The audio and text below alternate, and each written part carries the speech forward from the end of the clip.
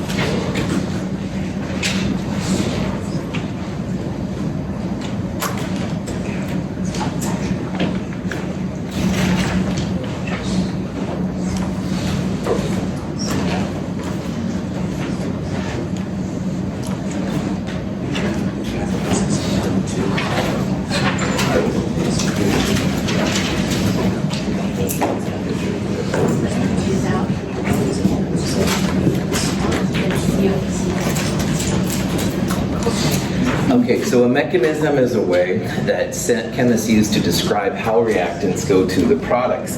And all mechanisms are on one level theoretical.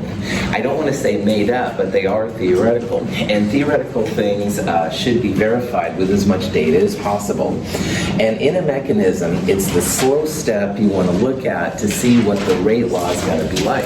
So because in the slow step there are 2 NO2s and no CO, we would predict that answer C would be the rate law. The slow step is what determines how fast a reaction is. And a reaction can be no faster than the slowest step. So NO2 here is second order. CO is definitely a reactant. What would be the order of CO in this reaction using this mechanism? 0. That's right. It would be a 0 order reactant. So, okay. Which of these reactions do you think is most likely to occur in a single step? See if you can understand which one of those would most likely be a single hump as you go from reactants to products.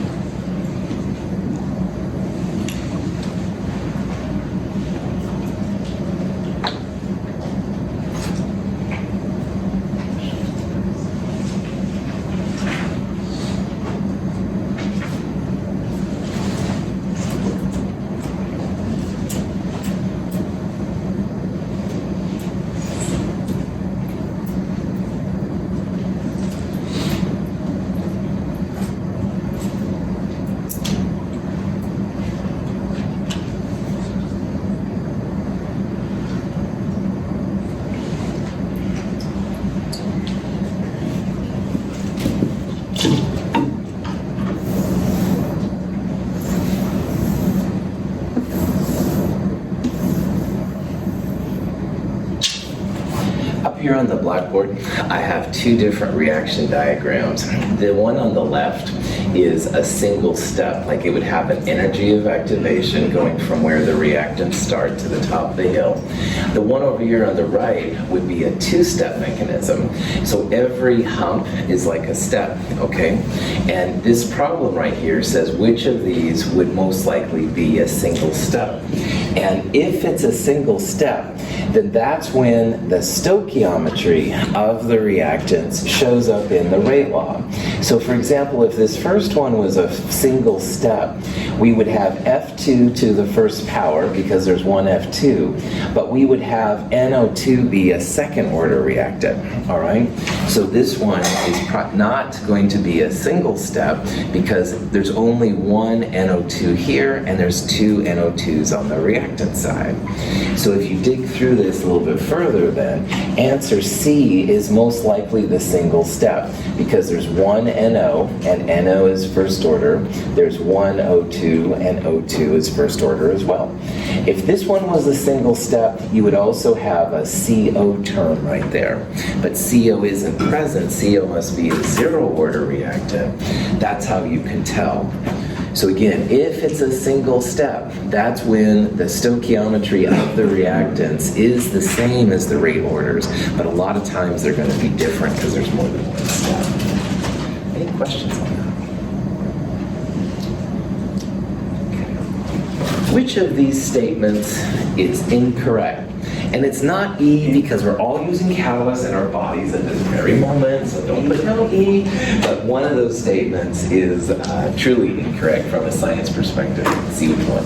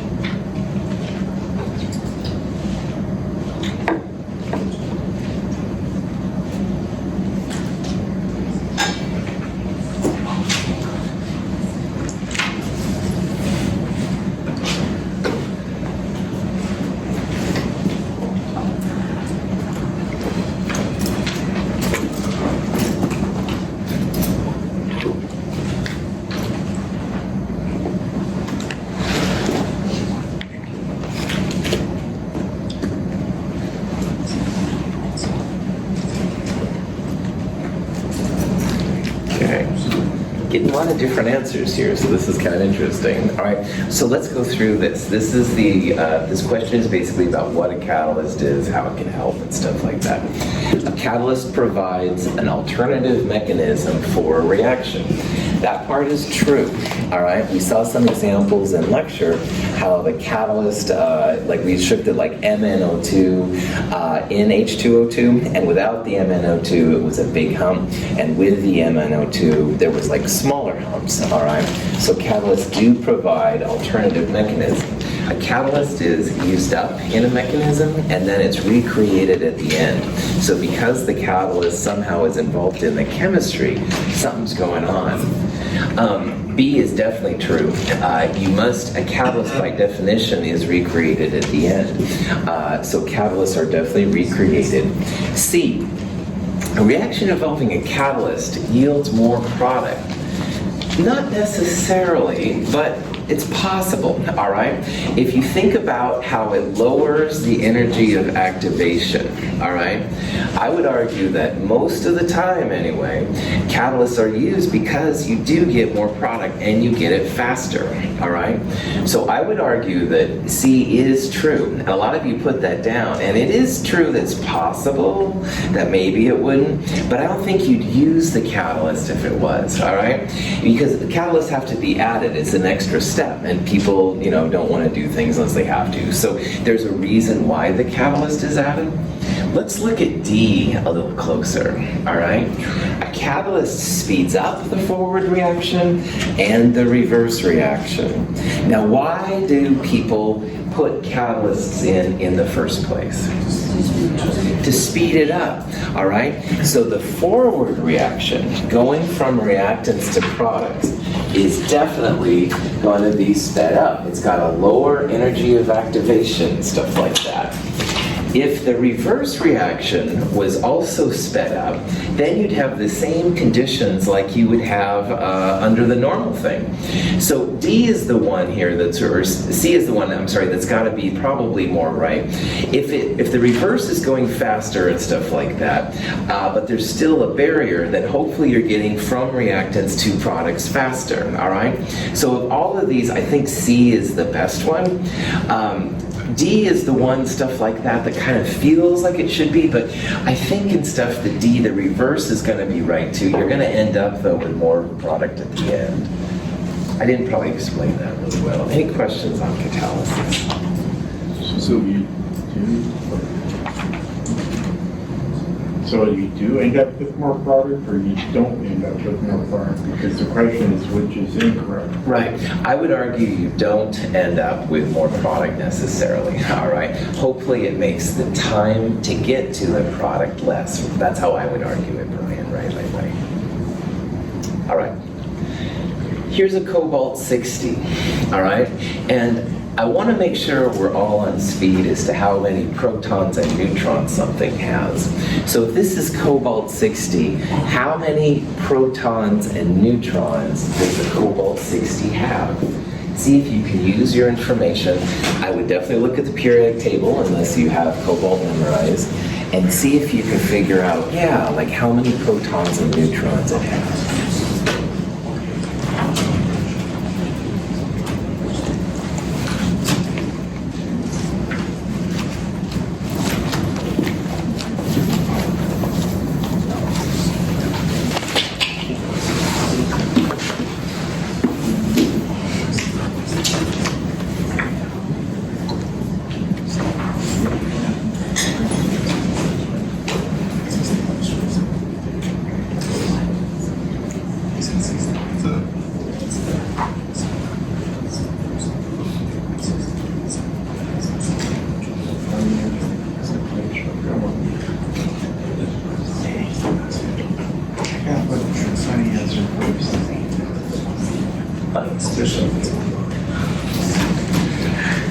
You all picked C or D, and I'm very pleased by that. So let's see, talk about this a little bit. So first of all, what is the name of the 60 in that isotope there?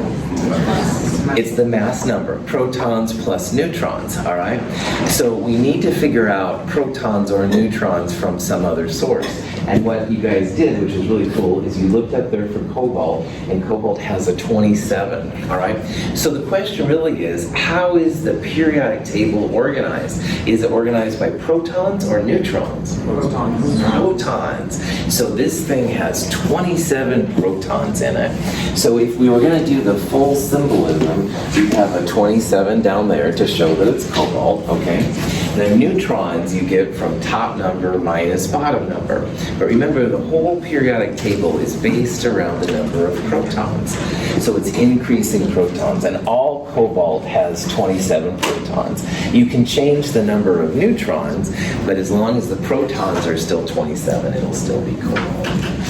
Is that cool? Any questions? Here's a reaction where there's a missing particle, all right? See if you can figure out what the name of the missing particle is. So try to figure out the numbers that go along with it, and then figure out which one it is.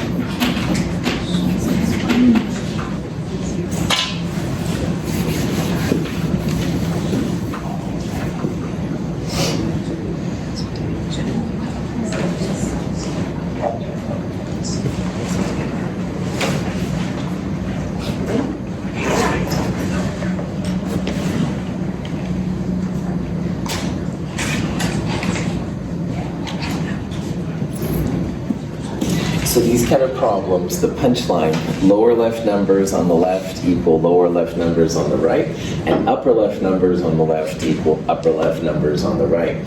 So the top one is easy. 239 equals x plus 239. You can see that this is going to be a 0. The bottom, 92 equals x plus 93. What is x going to be? Negative 1, that's right. And if there's a negative 1 down there, then the symbol is either a beta or an e. Either way is fine. This is going to be a beta particle, all right, which is basically like a supercharged electron at this point. The positron, which some of you put, is a reasonable thing. Positrons would have a positive 1 right there. And negative 1 plus 93 equals 92. Any questions? Yeah, it's okay. That's what this time is for. So if it was a positron emission, it would work out. I mean, not emission, capture. Capture, thank you. You corrected yourself. Yeah, that's right. Dimitri brings up a good point. This is an example of an emission or a decay. So this would be like beta emission, beta decay. You could have a positron on this side, a positron capture, and it would be the same reaction. Well done. That's right. So here's another example of a reaction, missing particle. See if you can figure out what it is.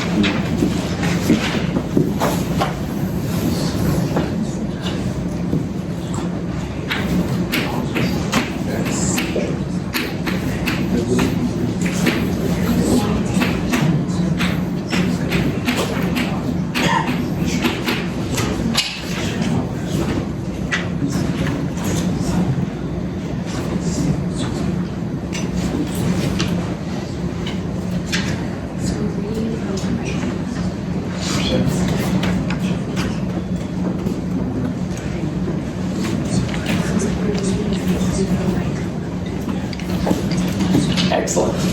So again, same game, just same songs, different verse basically. So on the left, 84 equals x plus 83. That's going to be 1. On the upper left, 207 equals x plus 207. This is going to be 0. So this one now is the positron. All right? This is an anti-electron. Anti-electrons are just the same as electrons, but they have a positive one down there. And going along with what Dimitri said earlier, this would be a positron emission because the positron is on the product side. If the positron was on the reactant side, it would be called a capture. Any questions? Here's another one.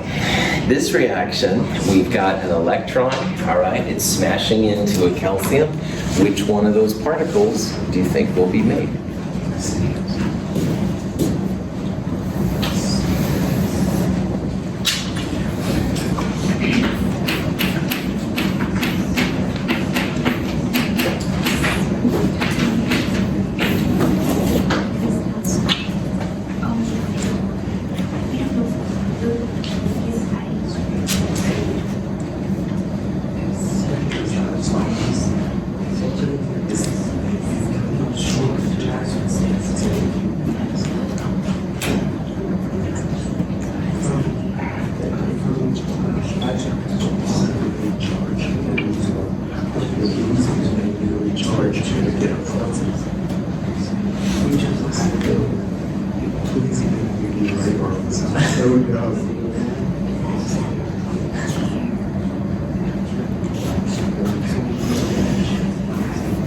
All right.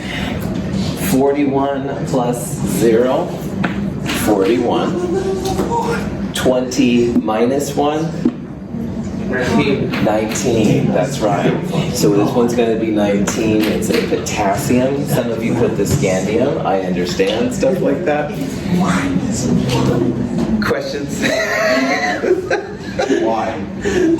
It's just probably very confusing for us because when we think of adding electrons, we think of it as adding negative charge, but then when we do it's just really confusing for us. Don't overthink these, and that's why I put this problem up here. All right, and for some reason, this one always is like a stumper, and it's honest. It's not supposed to be. But literally, just look at those numbers, man, and these numbers equal that number right there, and stuff like that. So this is why we do this. Okay, yeah. So if it's on the left side of the arrow, then you do exactly as it says, and if it's on the other side of the arrow, then you do the opposite. So let's go back to the definition. The lower left numbers on the reactant side equal the lower left numbers on the product side. Okay, that's all it is. So if this was over here, then you'd have like 21 minus 1 would equal 20 or something like that. It's so simple, it's hard, and I don't know why, but that's why we're doing it. Yeah, Garrett. Yeah, so also just to make more sense, basically when it comes to nuclear reactions, at least with stuff like this, it's a -1, literally just subtract it unless we're doing regular stoichiometry. Exactly. Well, thank you. Nice talk. Yep. Nice talk. Other comments, other questions? This is why it's cool to have you all here, all right? Or if you're watching the video, because that's fine too. But anyway, yeah, just practice these things. We'll knock this out. Now, here's a question that we talked about a little bit during lecture, and I want to bring it back here a little bit. If you have to make a guess, which of those do you think has the highest binding energy per nucleus?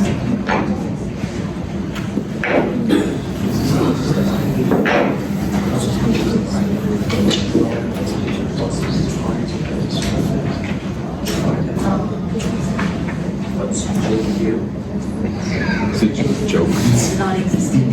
It's a joke. Don't pick Jakey. I was going to put on an island of stability. Best answer yet, Dimitri. Well done. I know what the answer is. Yeah, there you go. That's right. That's what it is. Oh, gosh. What a week.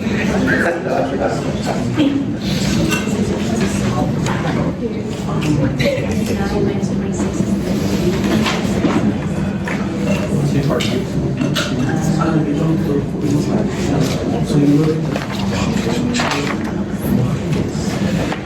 So for this question stuff, it is about the peninsula of stability, islands of stability, and we talked about a little bit how there is like this stable set of nuclei, and it is like a peninsula, like a little bit of land jutting out into the water.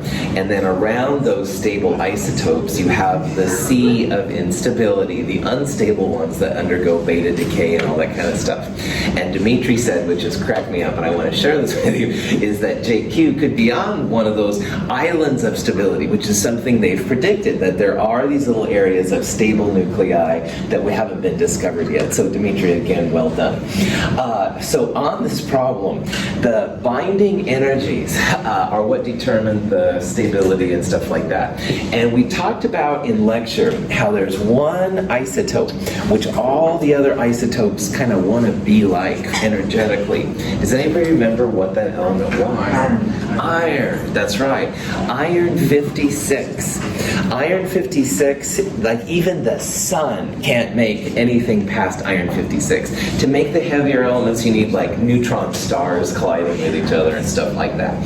So on a problem like this, and why this is relevant, you want to pick the atom which is literally closest to iron. So if you look on the periodic table, nickel is definitely closest to iron.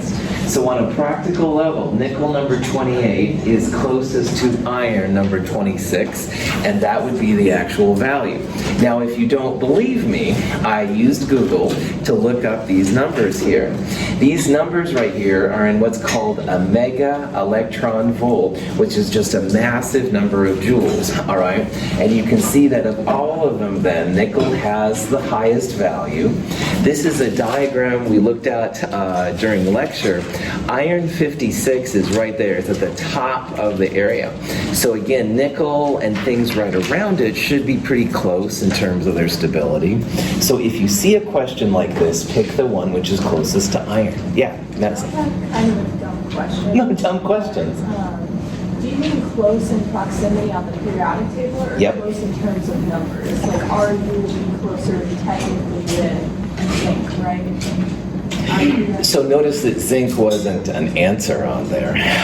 But yeah, but look up here, Madison. These are the ones that are going to be the highest binding energies. All right, iron is the highest. So I wouldn't ask you like, zinc versus vanadium, all right, one on each side or something like that. That would be dirty poker, okay? But if you pick one that's right in that area, you can at least make a prediction that it's going to be higher. It's literally that simple. It's nothing to do like you wouldn't pick ruthenium below it, all right? On this chart, ruthenium would be like over here somewhere. So literally on the same row closest to it, all right? That's all. Dimitri. So what if we have something like nickel 59 and nickel 58? Which one of those would have the highest binding? What I would do is look at the molar mass value for nickel. And nickel 59 is closest to 58.6934. So my guess, without looking it up, would be that that one was more stable. But that being said, that would be a good use of Google. But, people from Chem 104 ask me these cool questions in the hallway. These are the kind of things I would go to. Good question. Finally, JQ, which I covered up here, there are no elements on the periodic tables with J's or Q's, so it's kind of a standing joke and stuff like that. If any of you ever get to name an element, do a J and a Q, man, but anyway, that's really nerdy. Let's go on. Here's a problem where we're going to actually calculate the binding energy per mole of nucleons for carbon-12. Now there's a whole bunch of constants there. In the binding energy problem, you start with the raw neutrons and protons, and you want to make carbon-12. How many protons in carbon-12? 6, that's right. So we're going to multiply the number of protons by 6. How many neutrons? 6 as well. 12 minus 6, you've got to be 6. You want to find the delta mass first, products minus reactants, using these numbers, and then turn delta mass into energy, E equals mc squared. And finally, then you'll divide it by 12, which is the number of nucleons. Try this out. See how you do. 2 people already have it. Nice job.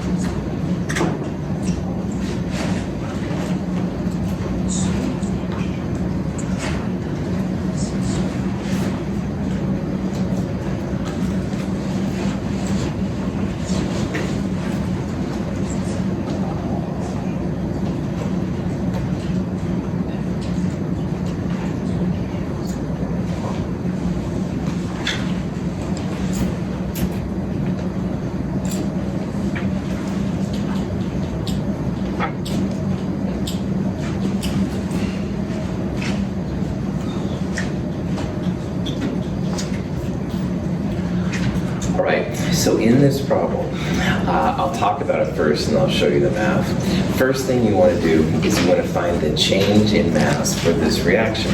And the change of anything, products minus reactants.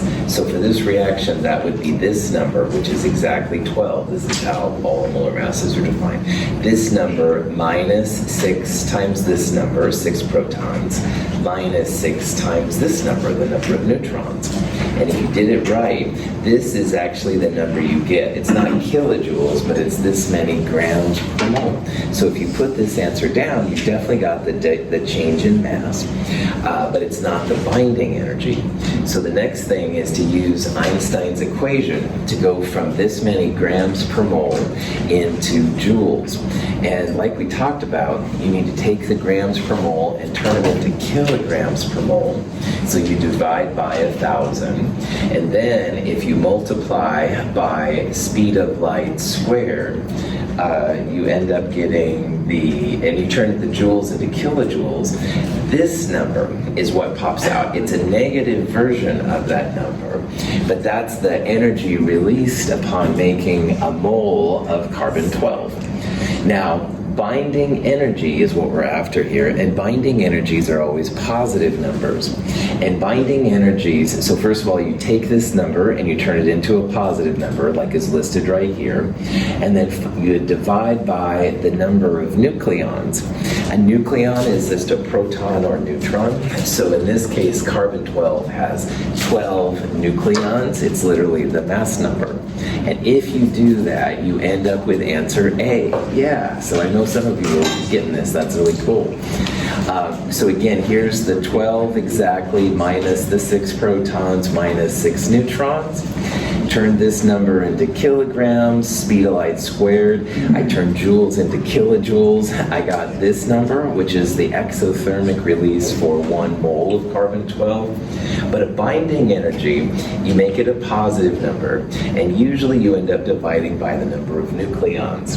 So this number was on that chart I showed in the last slide, where iron 56 was at the top, all right? This number is a lot less than iron 56's value, but this is how they calculate these kind of things. Any questions on that? So a joule is a meter squared times over seconds or something? A joule, Joseph, is equal to a kilogram meters squared per second squared. So like Einstein's thing, delta E equals delta M times C squared. And E is like joules. So the delta M, if you turn it into kilograms, and the speed of light, meters per second squared, all right, then you get the kilograms meters squared per second. That's a joule, so you can put that joules. Yeah. Kilojoules. That's right. There's lots of little things. It's all stuff you can do, but it is a little weird at first, man. I dig it. Good to know. Okay. Radioactive iodine has been released into our system, but it also can have some really cool effects. So let's say it has a half-life of 8.04 days, and we have 8.8 milligrams initially. I'd like you to figure out how much is left after 32.3 days. So for a problem like this, I would use natural log R over R0 equals minus KT and the half-life expression too.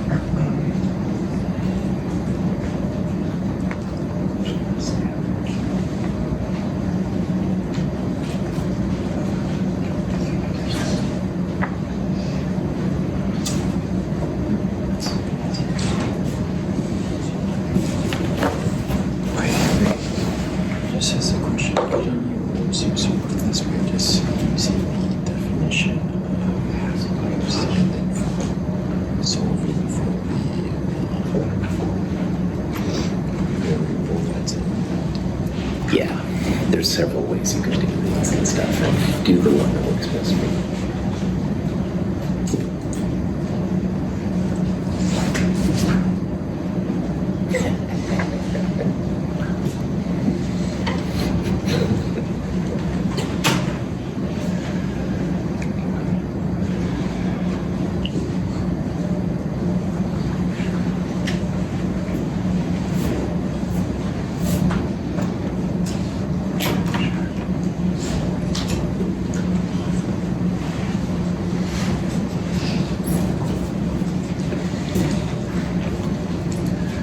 There are certainly multiple ways to do these problems, and Caleb's doing it a different way, and you might have your own way, and that's totally fine.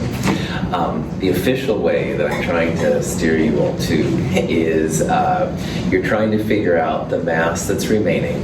So that would be R. Your R0 is 8.8 micrograms, so your answer will be in micrograms too. The time elapsed is 32.3 days, but you don't have K, so that's where the half-life comes in. So if you rearrange this expression, then K equals 0.693 divided by half-life. And when you go through and find it, you should come out then with answer D. And answer D is, this way is what I'm kind of steering you to. You take the anti-natural log to get rid of this thing. So you go e to the minus 2.7841 to get this value, et cetera, et cetera. However, even if you do it this way, sometimes it's nice to make sure that you're on target. And so if you look at these times, all right, the half-life is about 8 days, and your time elapsed is about 32 days. So what roughly is 32-ish divided by 8-ish? 32 divided by 8 is? 4. This isn't complicated. Yeah, 4, all right, rough, all right?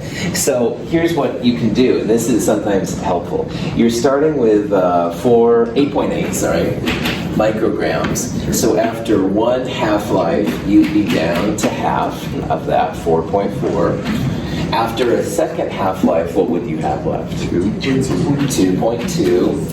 Another one, 1.1. This is the third half-life, and then the fourth half-life, half of that, maybe 0.55, all right? So if you look at these answers, obviously 0.54 is better.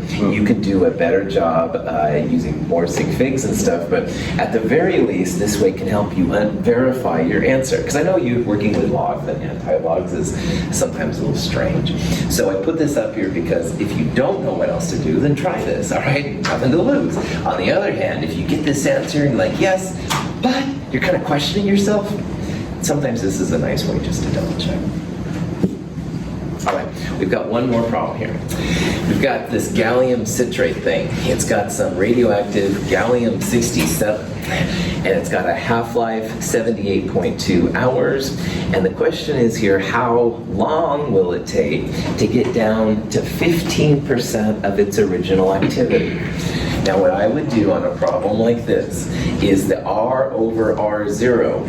R0 would be 100% activity, and R would be 15%. So you'd have like 15 over 100 right there.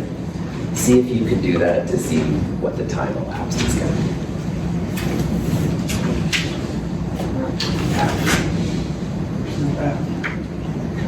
The what? So the log natural of 1 over 2 divided by half-life is equal to K. What is log of 1 over 2? 0.693. Yeah, but is that what you want here? Do you want to get to 50%? No. No. But What percent do you want, Joseph? I was just trying to find the K value so I could then find my 15% over 100. So, T1 half is 78.2 equals 0.693 over K. Okay. So solve for K. there you go. Yeah. Good. That's what I was. Like just, for some reason, the actualization of this never, ever works out for me. I look at the formula, and then I look at the answer, and for some reason, I can't ever, I don't know, do it fine, and then I'll come home, and I'm like, what the heck? Two thoughts, Joseph. Number one, it's really cool you're here practicing because practice makes perfect and stuff like that. And number two, you're gonna get it, man. Just keep like nailing away and stuff. And if you get discouraged, go walk around a little bit and then come back to it. A lot of times in information.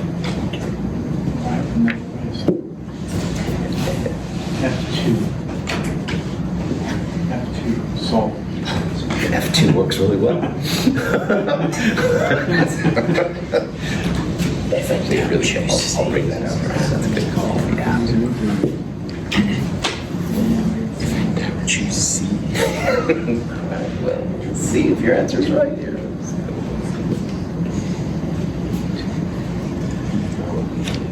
Finally, C fortress. So it would just be C. No, AC/DC is my favorite now. Brian brought up a good point I want to point out. If the math is being weird to you with this kind of stuff, it is totally legit to use the solve function on your calculators. If you have that, you can put these equations in, solve for the variable and stuff like that, which is totally cool. So on a problem like this, you've got natural log of 15 over 100 equals minus k, and you don't know what that is, but 0.693 divided by the half-life, 78.2, would be the equivalent. And then you basically just want to solve for x here, the time. So you put this equation in, comma x, or whatever you do in your calculators, and that's totally legit. But most of you did really well in this problem. It comes out to be about 214 hours, pretty long time. Yeah? What type of wording would you use to let us know that we would have to subtract like 15% from 100? Like, 'cause during the extra credit, there were some of them that would, you have to subtract 50 from 100 to get your remaining value. I think what you're referring to, Alicia, is in this case you're down to 15% of the original activity. So that means that 85% of it has decomposed. And that would be the way to distinguish between the two. So yeah, so Alicia brings up a good point there. If it said something about you want to get down to 85 or have 85% of it fallen apart, then it would be 100 minus 85. I don't think I'm going to be that sneaky on this exam, but in case I am, that's what you would look for. Okay? Other questions? All right, that's it. We're done with Chem 222. I will see you next Wednesday. All's going well. Please continue to check your email for other announcements. The lab final, take-home lab final, is now on the website, so go print it, work on it. Have a wonderful weekend. Thanks for being here.